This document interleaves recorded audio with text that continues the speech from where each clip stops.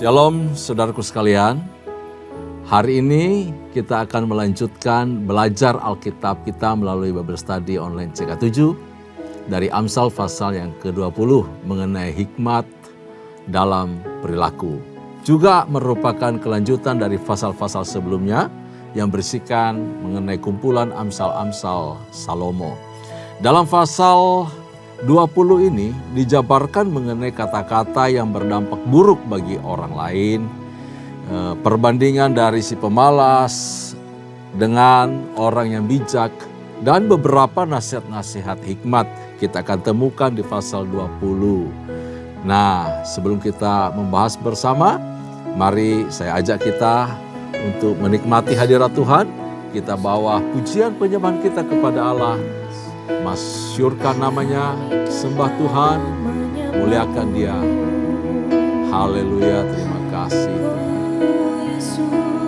Terima kasih. Haleluya.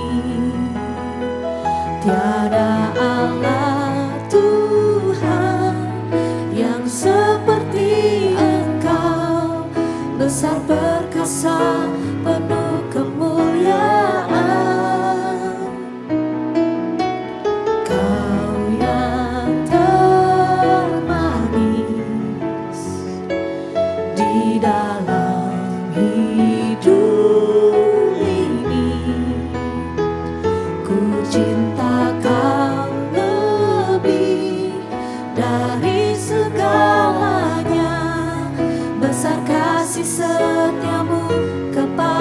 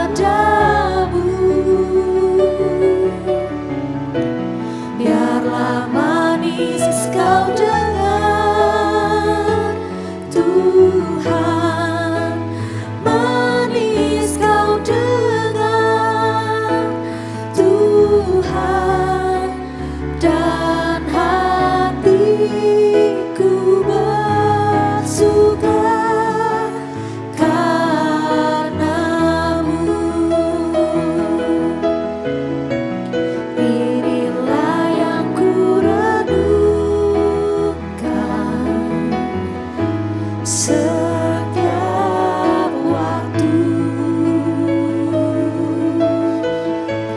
Nyanyian pujian dan pengagungan kepadamu.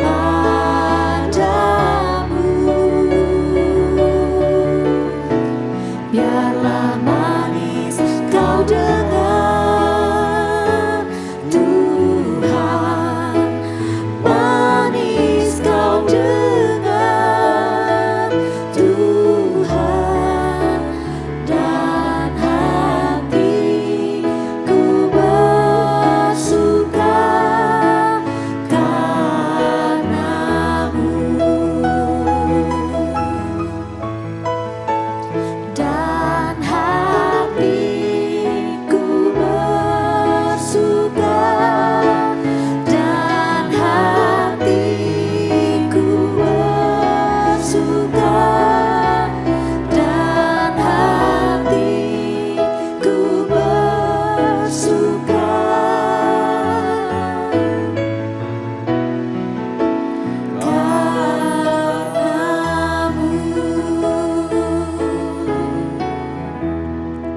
Hati kami bersuka karena-Mu ya Tuhan. Hati kami bangga karena punya Tuhan yang hebat seperti Engkau. Nama yang terindah, nama yang termanis, juru selamat hidup kami.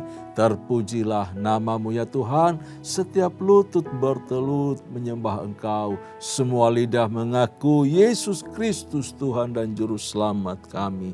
Terima kasih ya Tuhan, terpuji nama-Mu, hadir-Mu di tengah-tengah kami. Berkat-Mu mengalir. Oh, kesukaan terjadi saat kami membaca, merenungkan, dan belajar bersama-sama dari kebenaran firman-Mu. Ajar kami ya Tuhan dengan hikmat-hikmat ilahi melalui Amsal pasal yang ke-20 supaya kami semakin hari semakin bijaksana di dalam kehidupan kami. Terpuji nama-Mu ya Tuhan, dalam nama Yesus kami mengucap syukur, kami berdoa. Haleluya, haleluya. Amin, amin. Mari buka Alkitab kita, Bapak Ibu kekasih dalam Tuhan, dari Amsal pasal yang ke-20. Di Alkitab saya terdapat di halaman 701. Halaman 701. Ini ada kurang lebih 30 ayat. Saya akan baca seperti biasanya. Saya akan pandu kita untuk membaca ayat-ayat ini, dan Bapak Ibu boleh mendengar atau menyimak atau membaca di rumah juga dengan Alkitab ya, buku Alkitab.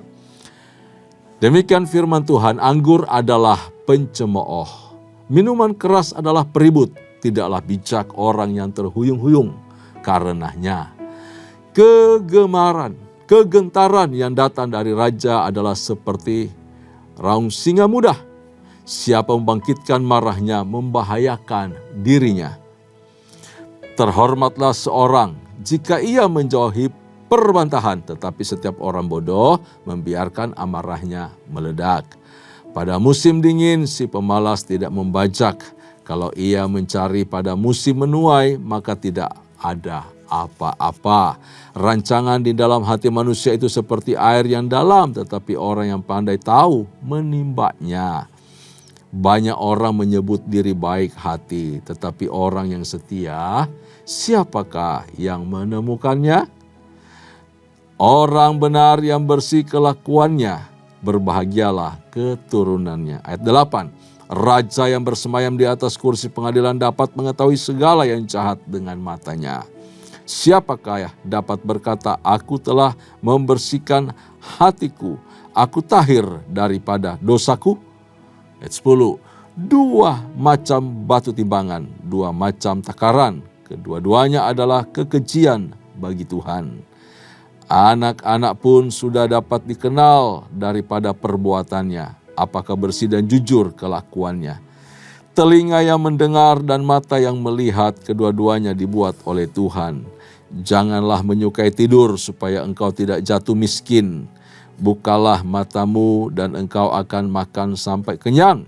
Tidak baik, kata si pembeli. Tetapi begitu ia pergi, ia memuji dirinya.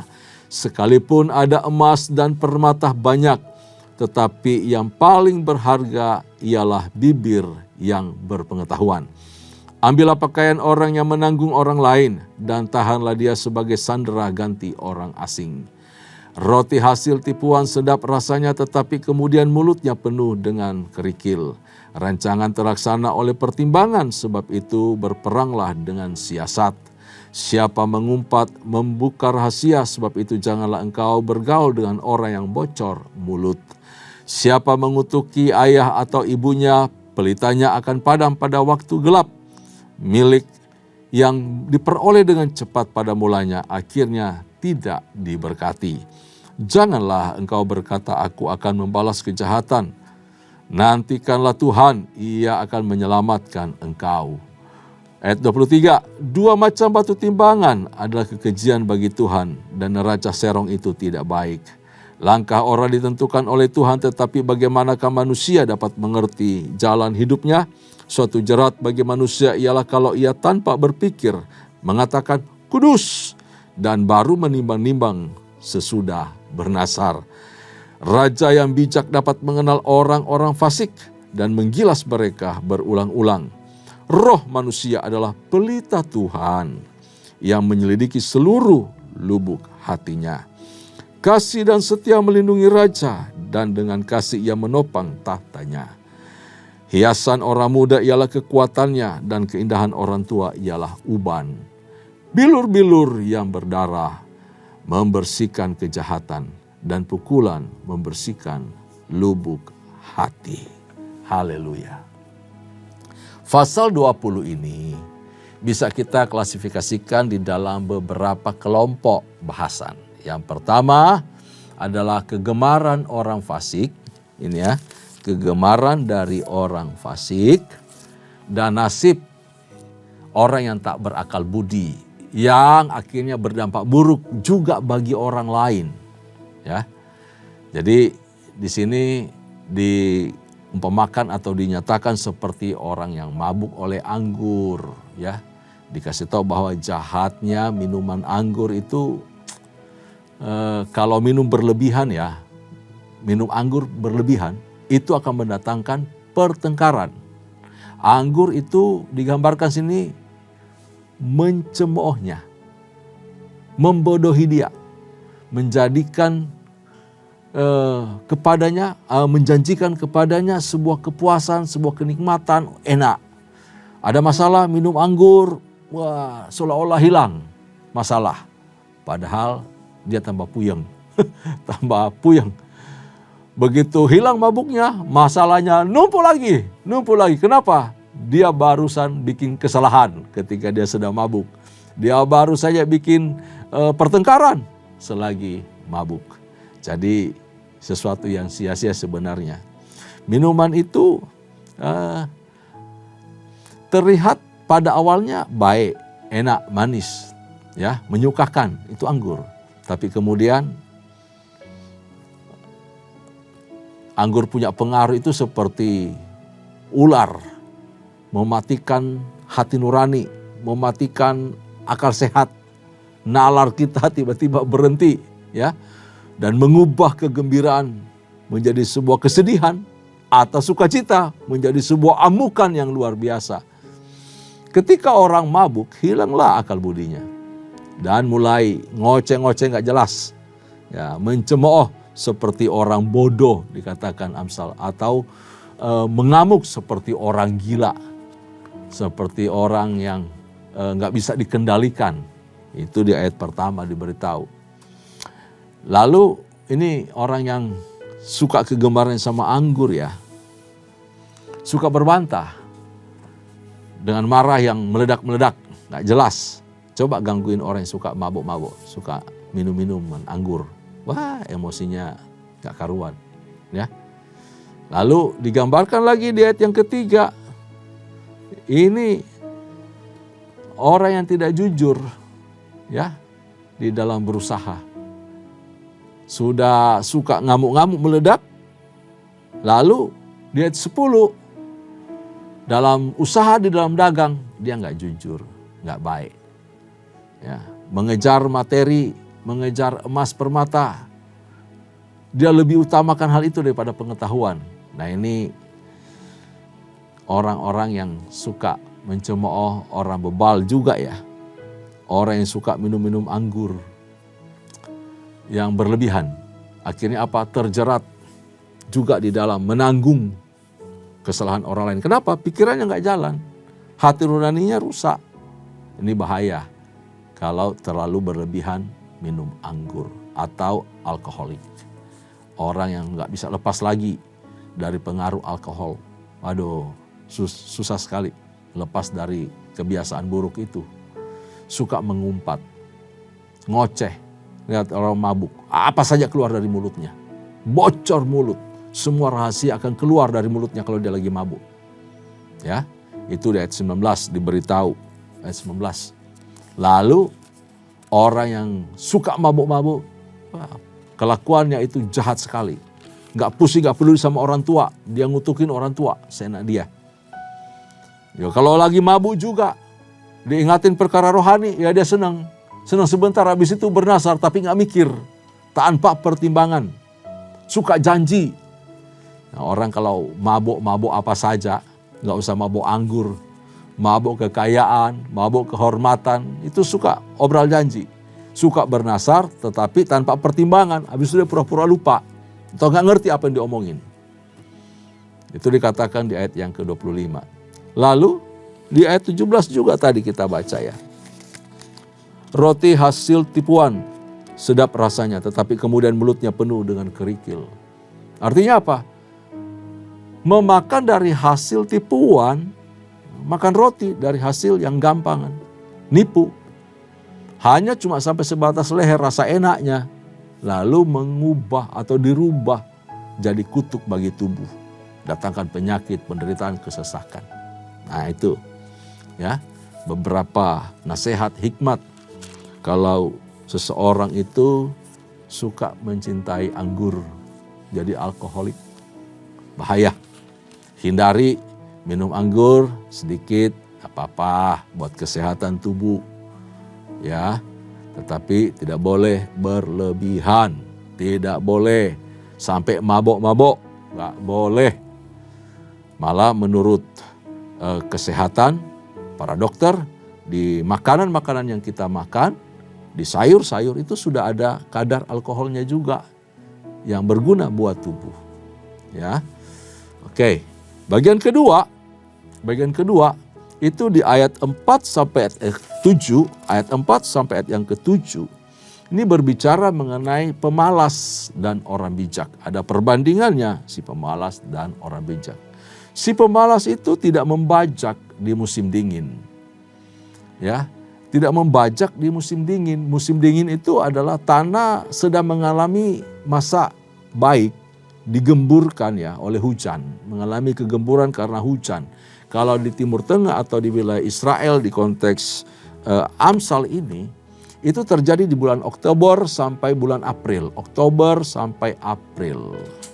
Akhirnya si pemalas ini, dia tidak mendapatkan apa-apa di musim menuai. Kenapa? Dia tidak membajak, dia tidak bekerja, dia tidak mengolah tanah. Ketika tanah sedang kondisi baik, kondisi basah, kondisi digemburkan oleh karena hujan. Jadi ada dua musim, musim panas dan musim dingin. Musim dingin itu turun hujan, tanah lagi gembur, harusnya orang rajin membajak, mengolah tanah. Karena wilayah tersebut itu bergantung dari curah hujan. Nah kalau datang musim panas itu kan jadi menuai.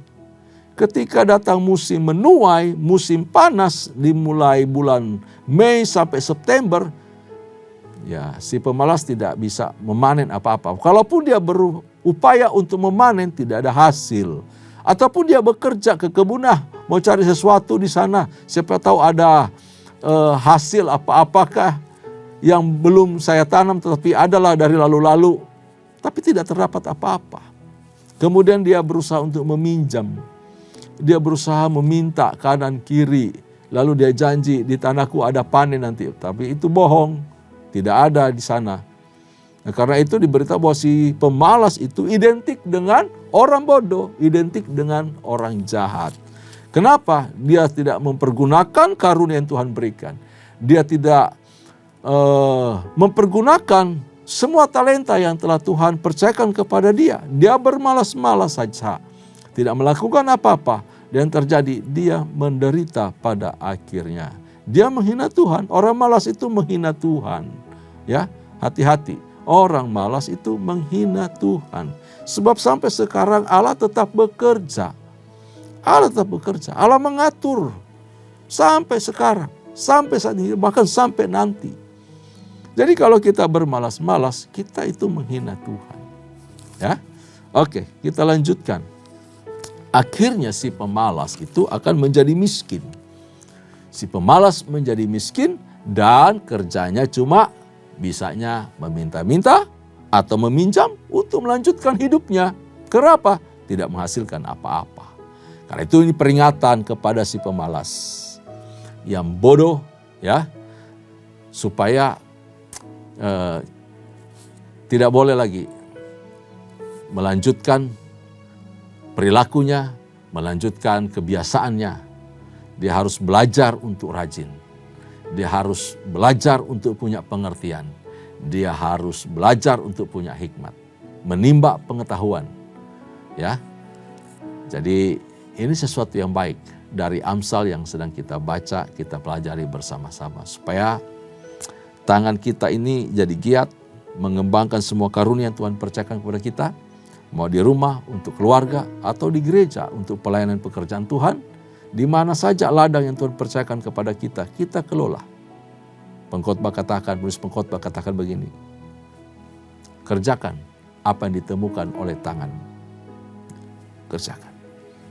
Apa yang telah Tuhan berikan di tangan kita akan menjadi maksimal kalau kita rajin. Kalau kita rajin dan menaruh hormat kepada Tuhan, bersyukur atas setiap talenta berkat yang telah Tuhan sediakan. Gitu. Selanjutnya dikatakan bahwa si pemalas ini dibandingkan dengan orang yang setia dan yang baik hati. Bapak Ibu saudara Tuhan, di dalam observasi kehidupan, sering sekali kita mendengar nama seseorang itu disebut sebagai orang baik. Dia orang baik loh, dia orang hebat loh, dia sayang loh sama orang. Pokoknya dia orang baik. Atau kita juga sering mendengar orang mengaku diri sebagai orang baik. Mengaku dirinya sebagai orang baik. Gua baik loh, gua udah tolong lu, gua gini semua diceritakan. Yang namanya baik menurut dia. Ya, ini Bapak Islam Tuhan mengaku diri sebagai orang baik. Ada kecenderungan bahwa sebenarnya sedang pamer kebaikan. Cenderung munafik jadinya. Tetapi kalimat berikutnya disusul begini. Orang yang setia, siapakah yang menemukannya? Kalau ada orang yang banyak mengaku dia baik. Oke, di mana-mana kita bisa menemukan orang yang baik. Tetapi orang yang setia, siapakah yang menemukannya? Berarti orang yang setia berada di atas level dari orang yang baik. Apalagi kalau dia orang baik dan setia. Wah, luar biasa. Orang baik dan setia. Baik bicara mengenai moralitas, kelakuan, perilaku, tindakan. Setia itu bicara intensitas dalam kurun waktu yang panjang. Kebaikan itu dinyatakan. Nah, jadi kalimat ini adalah ekspresi betapa sulitnya sebenarnya menemukan orang yang seperti itu, orang yang setia. Sulit menemukan orang yang setia. Ya, hendaknya orang muda mencari teman yang punya kualitas yang baik. Kalau orang muda mencari pasangannya, kualitas kesetiaannya tak teruji, hati-hati. Kapan saja dia bisa meninggalkan engkau. Dia tidak bisa hidup di dalam masa susah. Dia tidak suka dengan namanya kesesakan. Dia tidak suka yang namanya kurang. Waduh. Dia tidak suka dengan namanya menderita atau sakit. Dia tinggalkan kita. Orang itu gak punya kesetiaan. Berani berbicara akan tetap setia bersama-sama sehidup semati dalam suka maupun senang, atau susah maupun dalam penderitaan, tetap sama-sama. Dalam kondisi kaya atau miskin, sakit atau sehat, mau tetap sama-sama, kecuali maut memisahkan. Nggak taunya pret. Miskin sedikit, susah sedikit, sudah ditinggalkan. Nuntut cerai. Aduh, banyak seperti itu, banyak. Gila ada duit, senang. Waduh, lengket. Begitu abang gak punya duit, dompet kosong, abang ditendang. Aduh, kasihan deh. Ya, hal-hal semacam ini membuktikan atau menunjukkan perilaku yang tidak setia. Padahal janjinya di hadapan Tuhan loh, yang hadir menjadi saksi di hadapan hamba Tuhan. Perilakunya udah gak setia. Banyak bentuk ketidaksetiaan ya dalam rumah tangga. Dalam hidup, dalam pelayanan juga begitu. Dia waktu ditanya, aku mau melayani Tuhan. Aku punya karunia, aku punya talenta ini. Ayo layani Tuhan. Mau bersedia memberi waktu. Mau tetap bisa dikontrol, diperhatikan. Mau. Begitu ditegur. Karena ada sesuatu kesalahan atau ada faktor yang perlu diluruskan. Ngambek. Lalu mulai resign. Emang cuma di sini bisa pelayanan, di sana juga ada, banyak. Saya bisa melakukan banyak hal. Nah, ini orang yang tidak setia. Hati-hati. Di pekerjaan manapun, sangat sulit menemukan orang yang setia. Selanjutnya si pemalas itu dibandingkan dengan orang yang benar atau orang yang jujur. Si pemalas tidak punya apa-apa. Tetapi orang jujur berbahagia keturunannya, diberkati keturunannya. Nah, orang jujur adalah orang yang mendasarkan hidupnya, kata-katanya, tindakannya, perilakunya pada prinsip kehidupan yang benar, sesuai petunjuk Tuhan, sesuai kehendak Tuhan, sehingga dia dipelihara oleh Tuhan. Ia dikasihi oleh Tuhan, rumah tangganya berbahagia, berdampak bagi keturunannya, dan berdampak juga kepada masyarakat di mana dia tinggal, berdampak pada komunitas, berdampak kepada gereja, berdampak kepada kelompok dimanapun dia berada. Itu kalau orang jujur, orang benar. Pasti dikasihi Tuhan. Yang ketiga itu di ayat 8 sampai ayat 12. Bapak Ibu boleh tandai atau boleh baca kembali ya. Ayat 8 sampai ayat yang ke-12. Tentang apa sih itu? Ini bicara mengenai kebijakan dan pengadilan raja terhadap kejahatan. Nah, berisi tentang kemampuan dan peran raja di dalam mengadili atau pengadilan. Ia atau raja ini pasti mengenal perbuatan jahat. Mengenal perbuatan jahat. Serta ya, raja ini tidak berpihak. Ini raja harus berada pada posisi tersebut. Kenapa? Kalau raja mengenal titik kejahatan, perilaku yang jahat, benar-benar jahat, dia bisa memvonis.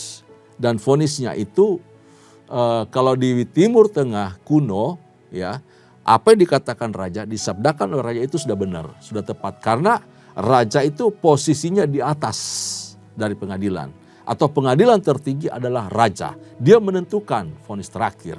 Gitu. Raja dianggap tidak pernah berpihak karena dia ada di pucuk pengadilan tertinggi.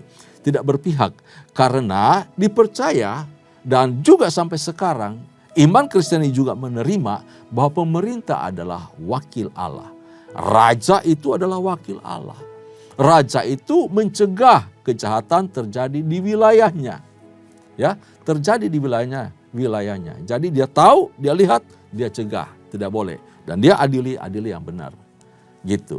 Nah, doktrin yang sangat dikenal di Timur Tengah kuno bahwa tidak ada seorang pun manusia yang tanpa dosa, tanpa salah. Ya, muncul di dalam perkataan retorika tadi di ayat yang ke-9. Siapa yang gak punya dosa sejak lahir? Artinya apa? Semua orang pasti berbuat dosa. Jadi sangatlah tidak sopan jika tidak mengakui satu kesalahan di hadapan raja. Ketika dalam peradilan lalu tidak ngaku salah. Kalau ngaku dapat pengampunan. Kalau bersikeras tidak punya salah, padahal jelas-jelas bikin salah, itu raja murka, raja marah. Seperti aungan singa suaranya. Hukum akan ditegakkan. Jadi sebelum dijatuhkan hukuman, lebih baik ngaku. Karena tidak ada orang yang tidak punya kesalahan sejak lahir. Dari kecil sekalipun orang itu pasti bikin kesalahan, bikin pelanggaran. Jadi dalam kasus-kasus tertentu, kesalahan yang diperbuat sengaja tak sengaja lebih baik ngaku, jujur. Nah, peran raja dalam hal mengadili ini dilanjutkan dengan pengajaran tentang Tuhan sebagai sumber hukum, sumber norma, sumber kebenaran dan keadilan. Juga bagi raja. Gitu. Jadi kalau raja takut akan Tuhan, itu jadi luar biasa. Hikmat bersumber dari dia. Kebenaran bersumber dari Tuhan. Dalam mengadili, kalau disertai hikmat Allah, maka pengadilannya sangat benar, sangat baik. Ya, membuat raja untuk tidak memakai standar ganda jadinya benar-benar lurus. Tidak curang, ya. Menggunakan pedang itu lurus benar-benar. Lalu termasuk di dalam berdagang nih. Raja bisa melihat ini orang benar, orang tidak benar dalam pemakaian ukurannya. Ada dua macam batu timbangan diberitahu. Ada ukuran besar dan juga ukuran yang sangat kecil. Ukuran besar untuk membeli, dia pakai ukuran yang kecil untuk menjual. Jadi orang dirugikan karena batu timbangan yang berbeda. Ini bahaya. Karena itu dinasihati sangat penting bagi seorang anak dididik jujur sejak masih dini. Sejak masih kecil. Supaya apa? Besar kemarin dia tidak melakukan kejahatan, dia tidak melakukan kecurangan, mau berdagang, mau usaha, dia jujur, tidak menggunakan dua macam batu timbangan. Nah, istilah yang dipakai di Amsal ini. Tapi dia tidak berlaku curang, dia tetap jujur. 5 kilo ya 5 kilo. Di pasar juga, Bapak Ibu ya. Itu kan terasa banget, ini sekilo atau 9 ons atau 8 ons, terasa. Orang yang biasa dengan menimbang berat itu pasti tahu, ini nggak jujur timbangannya. Ini mesti diterah lagi ini timbangannya. Ya, jadi kalau Bapak Ibu jadi pedagang di pasar, tolong belajar jujur. Keuntungan walaupun sedikit tapi menjadi berkat bagi rumah tangga itu jauh lebih baik. Jujur itu diberkati oleh Tuhan. Yang keempat, ini berisikan beberapa nasihat mengenai hikmat dari ayat 13 sampai 18. Kebijakan dalam berbisnis. Diberitahu bahwa jangan tidur pada waktu bekerja, pada jam kerja. Kalau mau berdagang, ya harus melek mata supaya jangan ditipu, jangan alami kerugian. Maksudnya bukan begitu. Tidak menjual barang juga kepada pembeli yang licik, yang pandai menjatuhkan harga. Dia nawar tadi, mau nawar. Wah, ini barangnya jelek nih, gini. Akhirnya jatuh harga.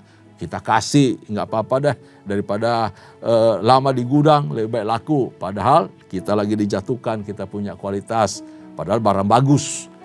Jadi sangat penting bagi orang muda untuk mengejar hikmat dan pengetahuan. Supaya apa? Jangan mudah ditipu, karena pengetahuan dan hikmat jauh lebih tinggi, jauh lebih mulia daripada emas dan perak. Jadi hati-hati, termasuk dalam hal meminjam, mengutang. Harus ada jaminannya, kita harus ajarkan. Orang kalau mau pinjam sesuatu, mengutang harus ada jaminan. Jangan sampai kita dicurangi, dibohongi. Ya, nah ini termasuk di dalam hal peperangan sebenarnya. Pengetahuan dan hikmah itu penting sekali. Sebab pertimbangan untuk membuat strategi dan siasat dalam perang itu jauh lebih baik daripada kekuatan apapun yang dipakai nantinya untuk berperang. Nah, kesimpulan dari Amsal pasal 20 ini, dari apa yang kita baca tadi, mengenai hikmat dalam berperilaku, kita mendapatkan bahwa orang benar itu akan berjalan dalam hikmat Tuhan. Yang pertama, orang benar itu akan memelihara hati, memelihara mulut, memelihara kegemarannya. Dia tidak menyukai namanya anggur. Orang benar itu akan mengejar pengetahuan, berlaku jujur, berlaku baik, dan setia. Amin. Yang ketiga, bahwa orang benar itu akan menjadi pemimpin yang baik, pemimpin yang adil, dan penuh kasih setia. Kalau dia menjadi pemerintah, pemerintah yang mengasihi Tuhan.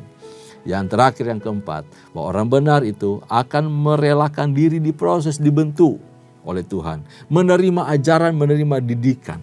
Lalu mendisiplinkan diri untuk menjaga hati tetap benar, tetap lurus di hadapan Tuhan. Siapapun kita, kalau kita melakukan 4 hal ini, menjauhi yang namanya kegemaran terhadap alkohol, waduh, kita menjadi orang luar biasa. Kita mabuk oleh Roh Kudus. Wah, itu jauh lebih berkenan sama Tuhan, ya. Artinya apa? Hidup dalam pujian penyembahan penuh dengan Roh Kudus.